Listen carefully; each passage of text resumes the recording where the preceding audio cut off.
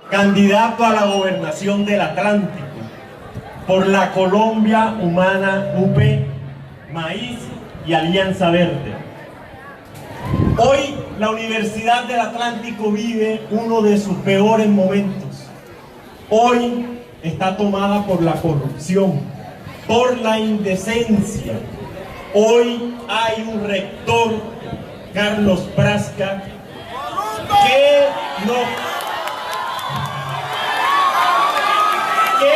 dijo hoy en los medios de comunicación que no nos iban a abrir las puertas, y aquí estamos.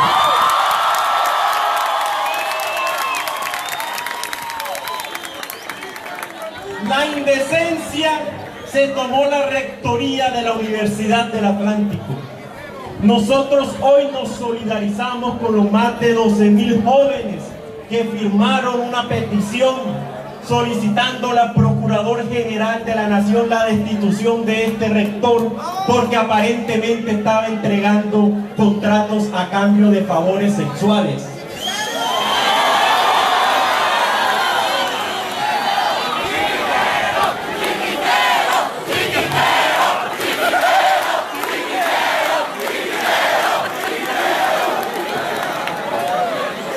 Cuando lleguemos a la gobernación del Atlántico, el señor Carlos Prasca se va de la Universidad del Atlántico.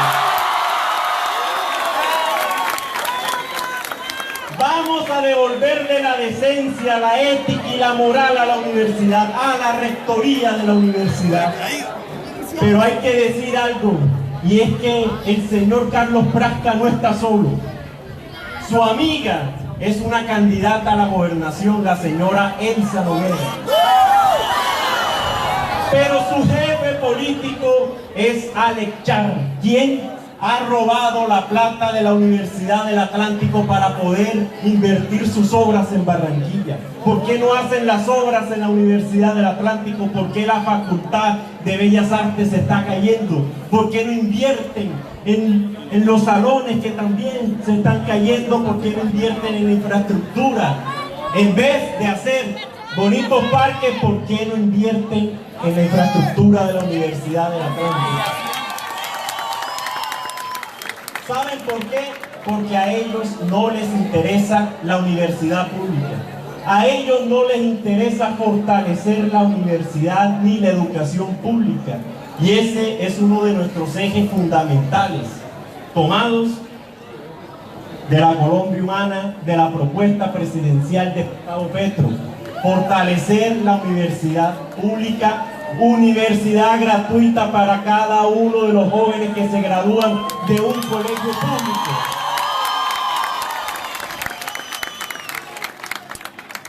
Hoy es el momento de un cambio. Nosotros tenemos la posibilidad de ese cambio, está en sus manos. Ustedes deciden si aquí sigue la corrupción, si aquí sigue la indecencia, o si aquí viene la decencia a gobernar la rectoría de la Universidad del Atlántico y hacer de la universidad más grande de la región Caribe. Pero también tenemos otras propuestas como agroindustrializar al departamento del Atlántico, volverlo una despensa agrícola como lo fue hace mucho tiempo, hace muchos años, volver el sur y el centro del departamento un segundo polo de desarrollo. Muchos de ustedes vienen de los municipios y para eso tenemos que recuperar. Son 5 medidas para poder lograr agroindustrializar al departamento. Son 5 medidas. La primera es la recuperación de los cuerpos de agua.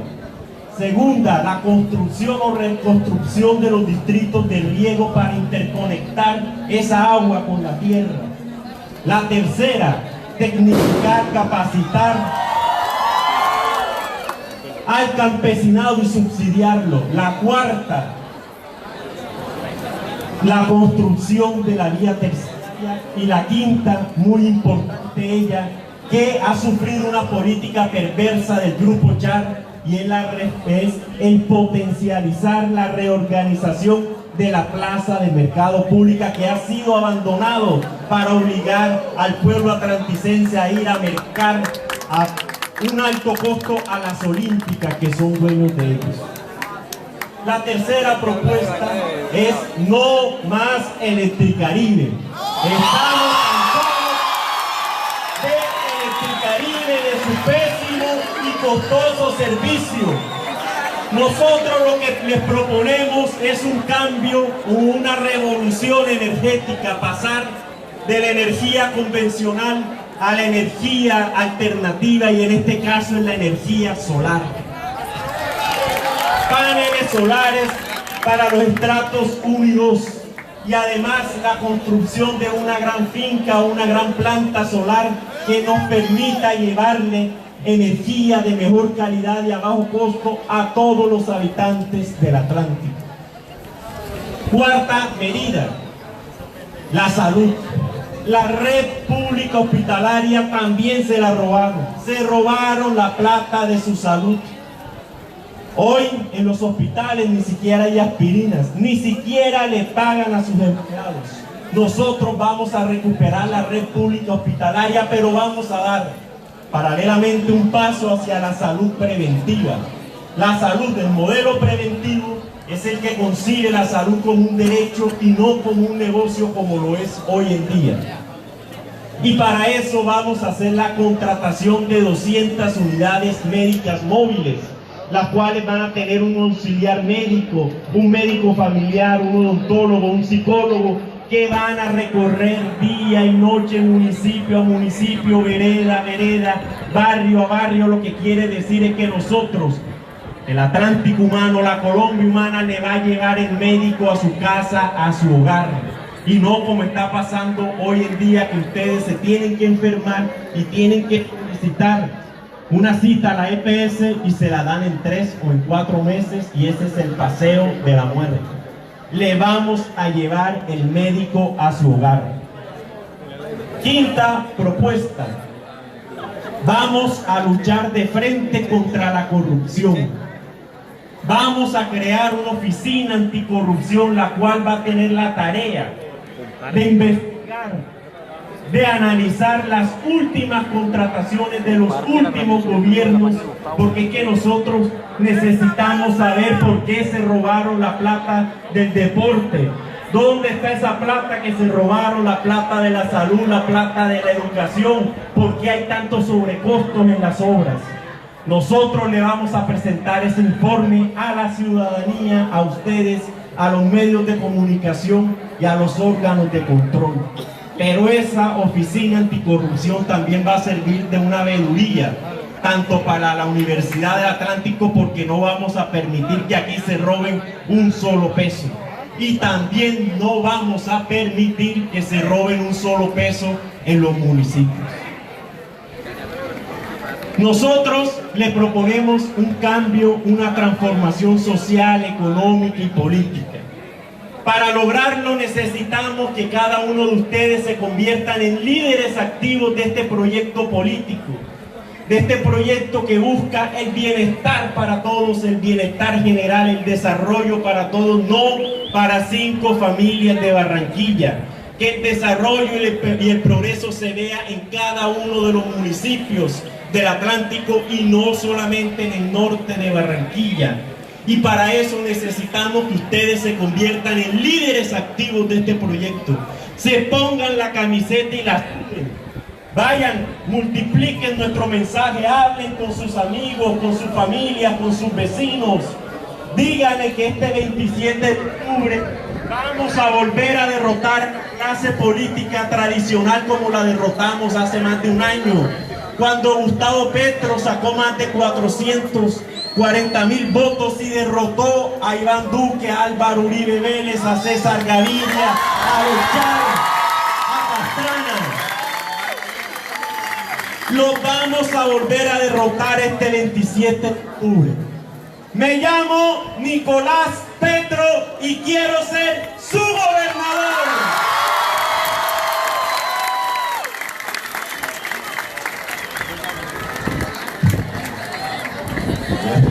Gracias.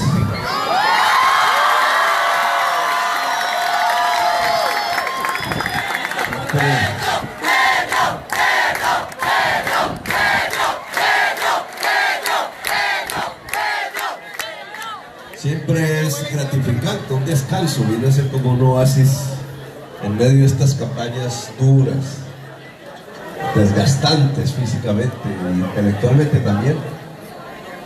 Hablar con la juventud, estar con la juventud, con las juventudes para ser más exactos, en medio de un centro del saber, y poder hablar de este tema que nos convoca. El problema de la falta de saber en la sociedad colombiana, premeditadamente buscado y construido por la oligarquía colombiana. Hicimos una discusión a nivel nacional, al punto que ya muchísimos candidatos, incluido el candidato Duque en aquel entonces, trataron de tomarse el tema, obviamente de manera engañosa, porque no estaban comprometidos con el corazón en lo que estaban diciendo de memoria, impuesto por algún asesor que les dijo: ojo, si Petro se queda con esa bandera, puede ganar. Esas son las campañas, políticos que hablan, construyen discursos, prometen cosas sin sentirlas. Y he ahí la diferencia. Claro, Duque al final de su campaña presidencial, en el último tramo, dijo: no, yo también quiero educación pública superior gratuita, pero le metió la palabreja que era la trampa: no presencial. No presencial, ¿qué es? Que no es aquí, no es en la universidad, no es con personas físicas juntas, tanto enseñando como aprendiendo, construyendo colectivamente saberes en distintos campos. No presencial significaba cursos por internet, como el que él hizo. Por eso se aprendió. No, ahora lo han invitado en eso, porque hasta el hijo de Santos, oigan, de Pacho Santos, uribista, Gabriel Santos, parlamentario del Centro Democrático. Y ustedes pueden imaginarse cuánta plata tendrá ese hogar. Que se tengan que sacrificar porque los hijos estudien, no parece. Pacho Santos ha gozado de las mieles del poder, fue vicepresidente, fue ahora embajador en los Estados Unidos, pero además, de chiquito, de nacido, de bebé, nació en cuna de oro, son los Santos. ¿Cómo se explica que el hijo no haya estudiado en universidad? Gabriel. Y que entonces haya dicho la mentira en su campaña al Congreso de la República, y ahora como congresista, que tenía títulos de posgrado cuando apenas es un bachiller. Ser bachiller no es pecado. Ahí hay una canción del vallenato antiguo que muestra cómo incluso en la sociedad colombiana tener título de bachiller era un gran hecho hace unas décadas, pero decir mentiras sí es un pecado en la vida política. La familia Santos no fue capaz que sus hijos congresistas siquiera pasaran por la universidad. Y lo que hacen centenares de miles de familias en toda Colombia, trabajando el señor, la señora, muchísimas veces el muchacho y la muchacha misma, que trabaja y estudia, ese enorme sacrificio, esa fuerza casi que de sacar los últimos restos que quedan del ingreso familiar para que el hijo o la hija o ambos o 3 o 4 puedan entrar a una universidad. ¿Cuántas familias no tienen que sacrificar 1 o 2 hijos para que otros 2 o 1 puedan estudiar en la universidad? Miren la diferencia entre el sacrificio de la gente que trabaja y estos señores mieles, la oligarquía colombiana. Pues los que dirigen son ellos, y ellos durante décadas no han permitido el desarrollo del saber en Colombia. No es que los colombianos seamos brutos y en cambio Ivanka Trump sea inteligentísima porque es blanca mona y elegante. No, somos igualitos. El cerebro de Iván Catrón es igualito al cerebro de Marta Lucía Ramírez. Y la de ambas son igualitas al cerebro de todas las mujeres y hombres que estamos aquí en este momento. Lo más igualitario del ser humano, lo más, vamos a ponerle un nombre, socialista, ¿será que es pecado hablar de socialismo? Pero lo más socialista que hay en el ser humano es el cerebro. El cerebro de un negro es igual al cerebro de un indígena. El cerebro de un hombre es igual al cerebro de una mujer.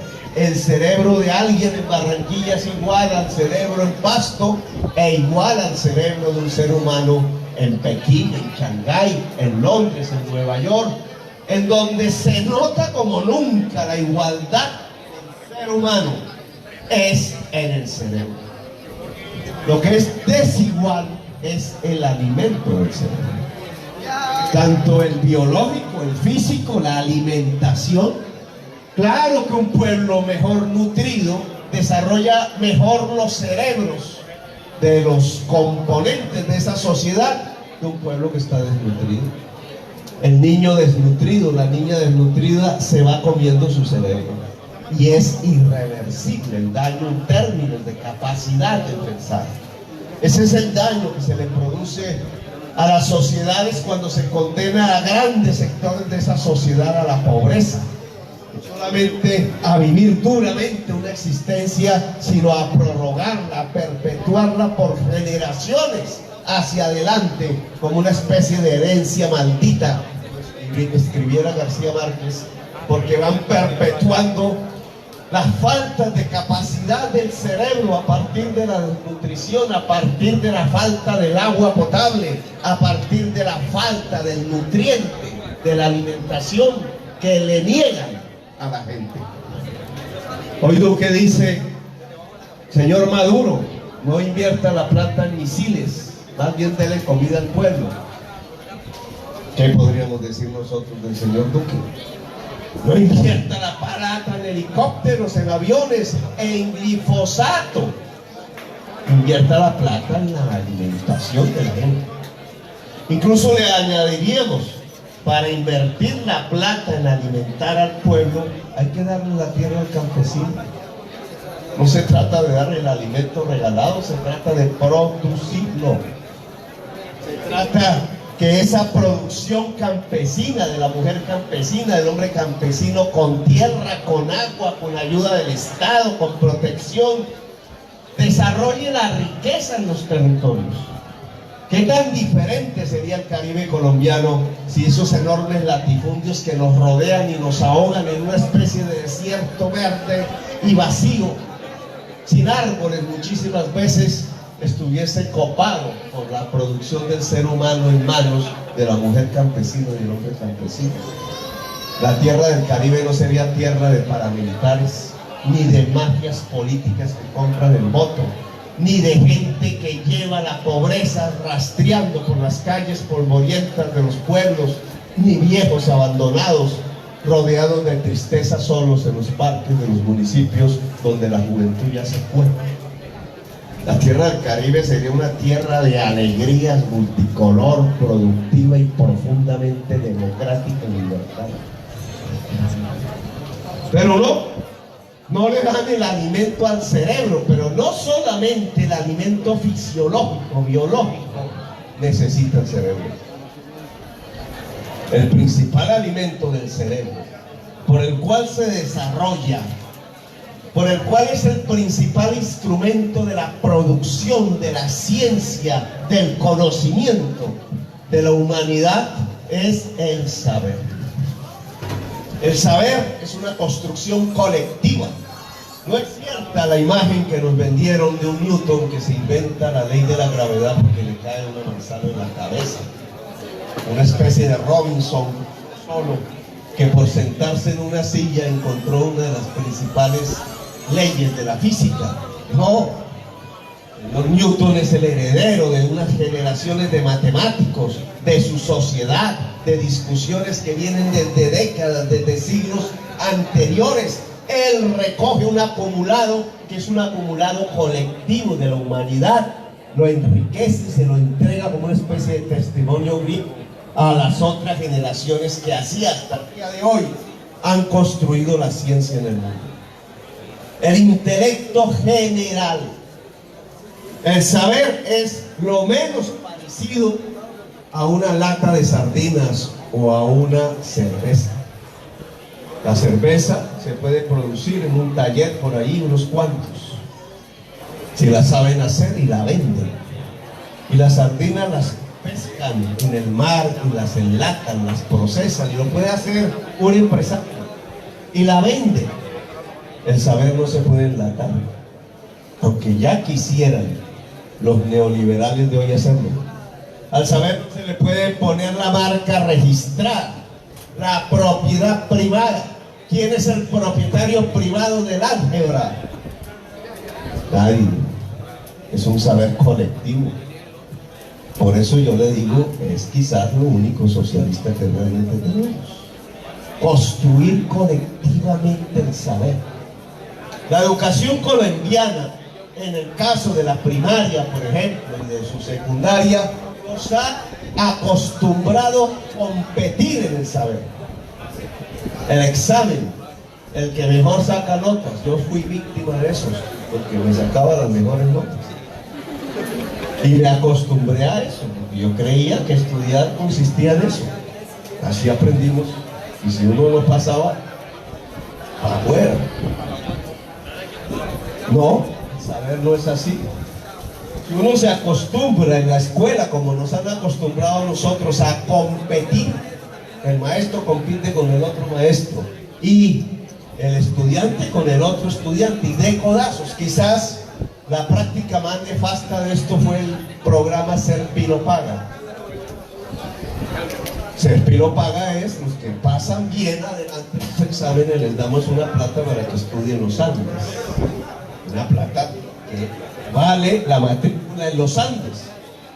Pues claro, sumado todo eso a través de todo el periodo presidencial, haciendo las cuentas, pues resultó, por ejemplo, que la Universidad Javeriana, que fue la que más recibió dinero, recibió mucho más dinero, 440.000 millones de pesos, algo así, que la Universidad Nacional.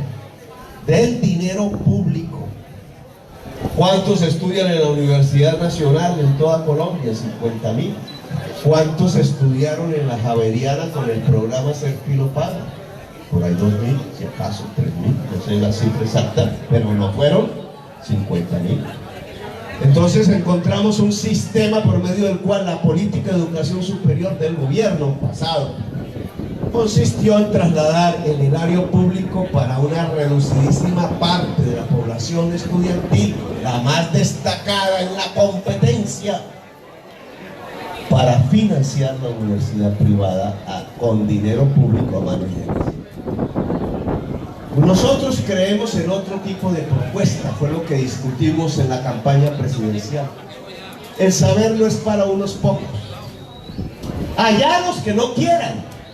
Claro, un señor como Iván Duque, que tenía todo, inclusive hasta vivía bien en Washington, ¿cómo es que no estudia un doctorado y se puede hacer un curso en internet en una semana en Harvard? A eso solo se le puede poner un nombre, que la misma senadora Cabal lo ha bautizado: vagos. Un señor como Gabriel Santos, hijo de Pacho Santos, ¿cómo es que llega al Congreso, etcétera, etcétera, etcétera, y no tiene sino el título de bachiller? No es porque el papá ha luchado y no alcanzó a pagar la universidad, no. ¿Qué nombre se le puede poner? Bajo.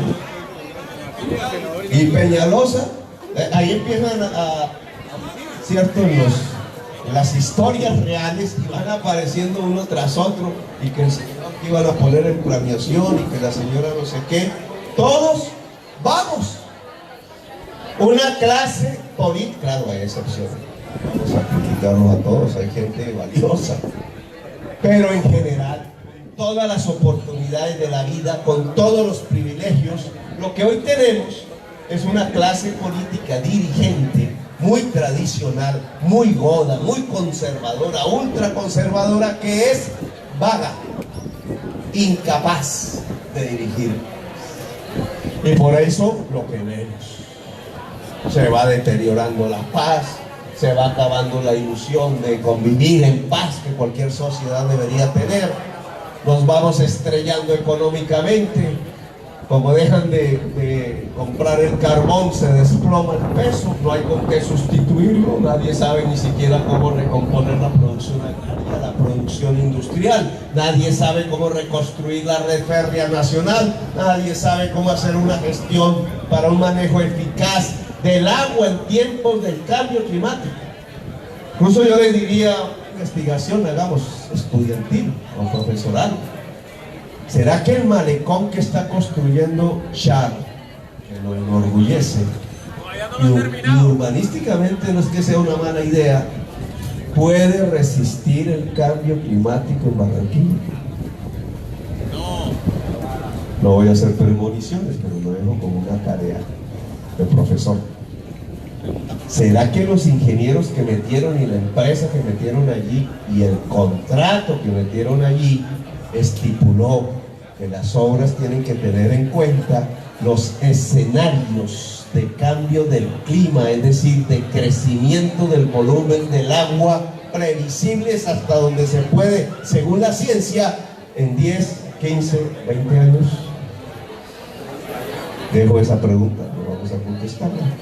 Dejo esa inquietud, pero tiene que ver con el saber de una sociedad, un saber negado, la renuncia del saber en la historia de la sociedad colombiana. Aquí hablan mucho de Cuba, castrochavistas dicen por todos lados para asustar ingenuos.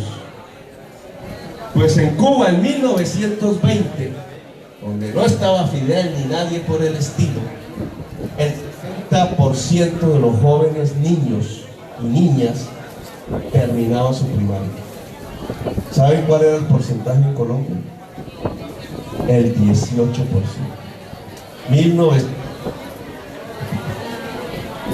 Ese 1920, 30 años después, esos niñitos que no recibieron su educación ni siquiera primaria, la inmensa mayoría, ¿qué estaban haciendo en 1950? Ya de 35 años de edad. Recordemos la historia. ¿Qué pasaba en Colombia en 1950? Nos estábamos matando entre nosotros mismos en unas cuantías que, según algunos datos, hablan de 300.000 muertos en una población que en ese momento era de 11 millones de habitantes. Es decir, la inmensa mayoría de la población, que era rural, que no terminó ni siquiera la primaria, se estaba despedazando y descuartizando en la violencia. ¿Habrá alguna relación entre violencia y saber?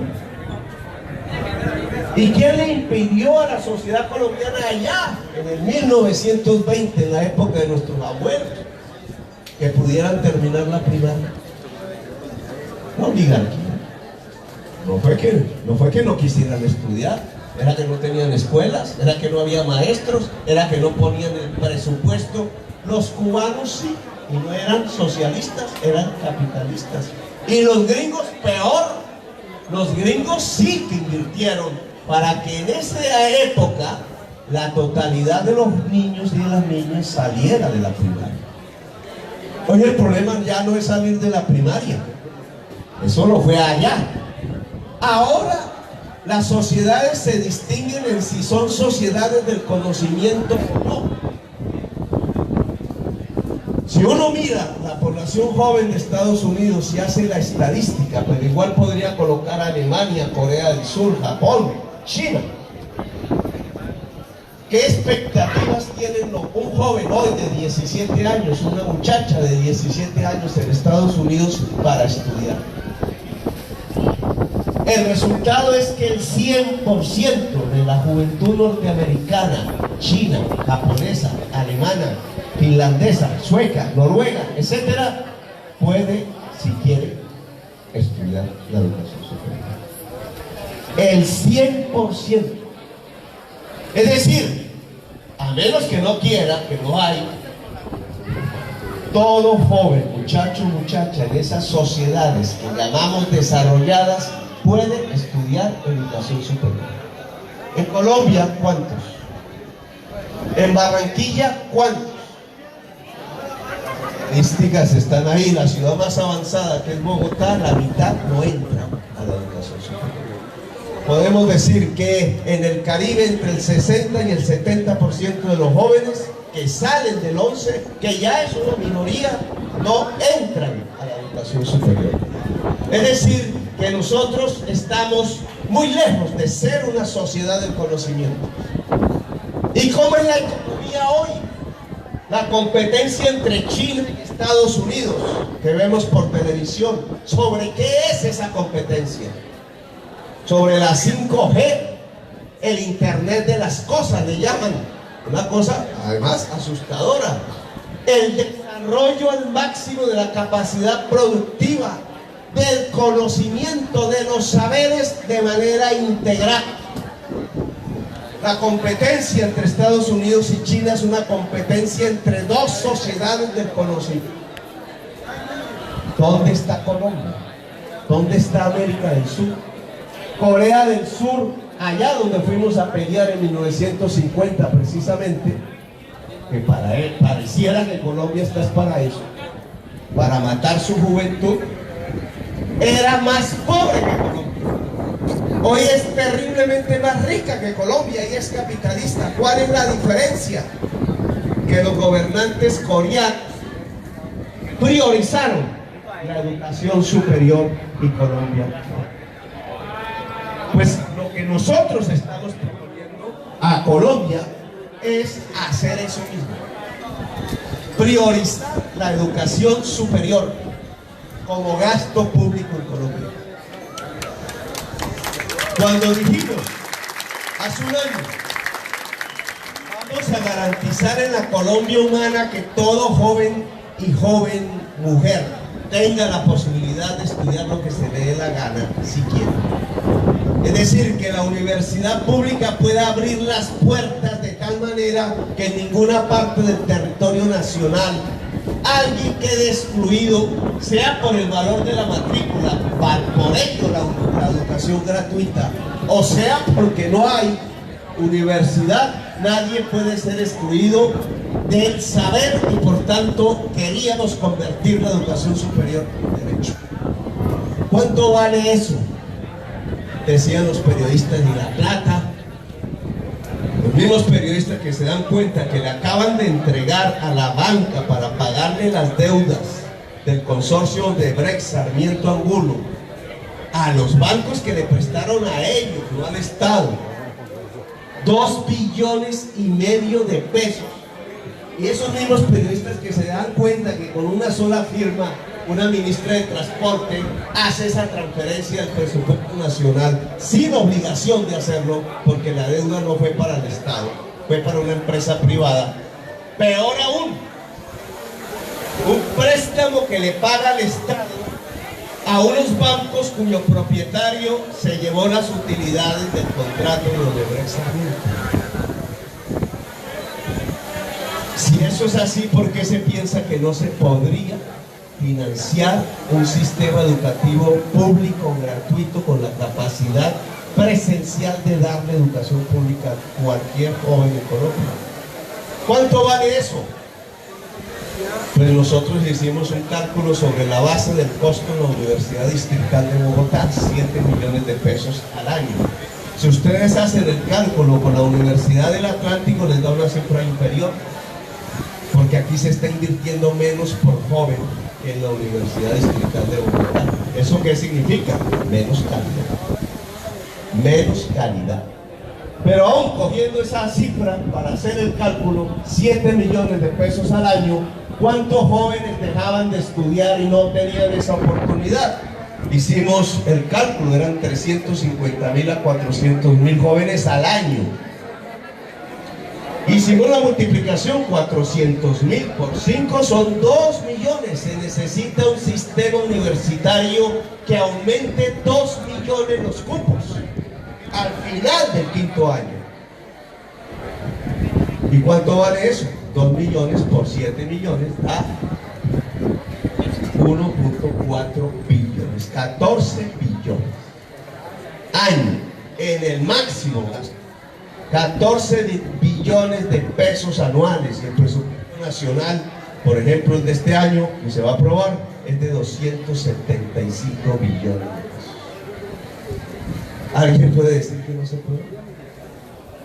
Claro, hay que dejar de gastar en otras cosas, en otras cosas que además ni siquiera son necesarias, pero que Colombia puede hoy, con su capacidad presupuestal, garantizarle a toda la juventud de Colombia la opción de poder estudiar lo que se le dé la gana en cualquier parte del país. La tenemos. Sí existe, está ahí. Lo que pasa es que quienes gobiernan no quieren. ¿Y por qué no quieren? Porque quieren invertir esa plata en las grandes autopistas donde sabemos se van a robar la plata. Porque es que de un joven que estudia en la universidad no es tan fácil robarse el dinero público, aunque lo hace. Y en la Universidad del Atlántico hay demostrado. Pero es muchísimo más fácil robarse la plata en un gran contrato de 5 billones, de 6 billones, como la Ruta del Sol, a punta de cemento. Y además, qué peligro que la juventud sepa. Para una capa dirigente que ni siquiera ya es capaz de hacer que sus propios hijos entren a una universidad por vagos. Claro, una sociedad que se va cualificando, que se va volviendo poderosa intelectualmente, observa una dirigencia que no termina ni el bachillerato, que es absolutamente incapaz, vaga, indolente y degenerada. Pues, ¿qué va a pasar? Nos tumbamos así, pero hagan otro día. Por eso les da miedo y por eso evitan fortalecer el sistema de la educación pública en Colombia. Bueno, esa fue la propuesta. Ya sabemos quién ganó. El que hizo un cursillo por internet hizo pasar como una gran especialización hecha en Japón. Hoy estamos ante otro reto. La revancha, le dicen. Revancha que no era necesario porque yo estoy convencido que Duque ganó por fraude.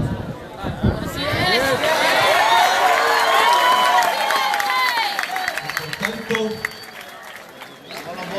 buena parte de la estrategia consiste en no dejarlo robar en las próximas elecciones, en estas de octubre.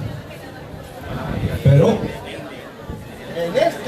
en estas elecciones de octubre tenemos la revancha. La usamos. Nicolás ha propuesto 3 temas de la Colombia humana, fundamentales, para hacer desde ya en Atlántico. Educación superior, claro, no es lo mismo decir el presupuesto nacional que el presupuesto departamental. Es mucho, ¿no? Los objetivos no pueden ser tan ambiciosos como los que nos propusimos, pero hasta ahora que yo sepa, el presupuesto del departamento de Atlántico no está invirtiéndose en la Universidad de Atlántico. ¿Por qué no? Incluso si vamos a mirar en qué se invierte ese billón, que es el presupuesto del departamento del Atlántico, ¿a dónde se lo están llevando? Como el núcleo político fundamental que se ha adueñado de la ciudad de Barranquilla es la familia Chávez, y el presupuesto de Barranquilla es de 3,5 millones, y ellos decidieron un modelo, un proyecto de desarrollo como el de Peñalosa, solo que en Bogotá los bogotanos ya no lo quieren, pero en Barranquilla aún se cree que ese es el desarrollo. Es decir, centrarnos en obras de cemento y especulación inmobiliaria. Pues ese tipo de obras ha sobreendeudado la ciudad de Barranquilla y necesitan más recursos. ¿De dónde los sacan? De la gobernación del Atlántico. Estamos haciendo algo paradójicamente perverso, porque en el Atlántico vive la gente más pobre, en los municipios, en el mundo rural, los campesinos, las campesinas, gente que no tiene ni siquiera agua potable en muchos municipios. ¿Por qué se está cogiendo el dinero que debería ser para eso, para subsidiar los proyectos económicos de la familia Char en el norte de Barranquilla? Sin embargo, es así. Si nosotros ganamos la gobernación, ese subsidio se acaba. Y entonces liberamos unos recursos que deben ir hacia 3 objetivos. La Universidad del Atlántico, para aumentar cobertura en el territorio del Atlántico. Es decir, para ir construyendo esa posibilidad que la juventud atlanticense tenga la opción de tener la universidad sin barrera como un derecho, la educación superior pública. El segundo objetivo mencionado, la energía solar. Porque es que si nosotros ponemos paneles solares en los hogares, adiós electricidad.